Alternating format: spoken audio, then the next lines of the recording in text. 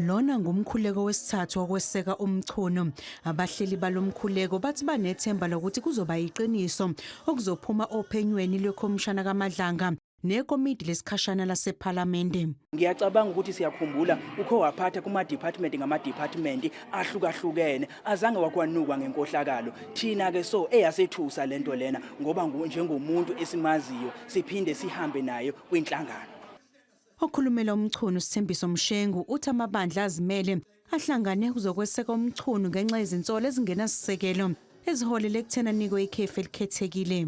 Abazalwane qhamuka makhona wonke ase-South Africa ukuthi bakhuleke egameni lakhe ngoba bayacabanga futhi bayabona ukuthi lokhu okwenzakalayo ikakhulukazi ukubhecwa ngobubende inyama ungayidlanga akulona iqiniso. So-ke akekho la sikhona la size nathi ukuzo njengabantwana abamaziyo uNkulunkulu ukuzodumisa kanye nabazalwane ngoba asizile nje la ngoba sithi sabakwamchunu sibona bakwamchunu sinembongo zethu sinamagama ethu kodwa singabantu. Uma ngabe omunye wethu ehlukunyezwa futhi enqunyelwa obhodweni kumele simvikele ngamazwi nangemkhuleko.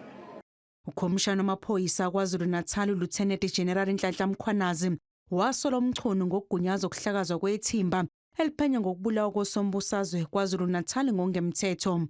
Umchunu usolwa nangokusebenzisana nosomabhizinisi ongundabamlonyeni nosolwa ngecala lokuzama ukubulala uVusumuzi Khethemahlala nokuyizinsolo aziphika.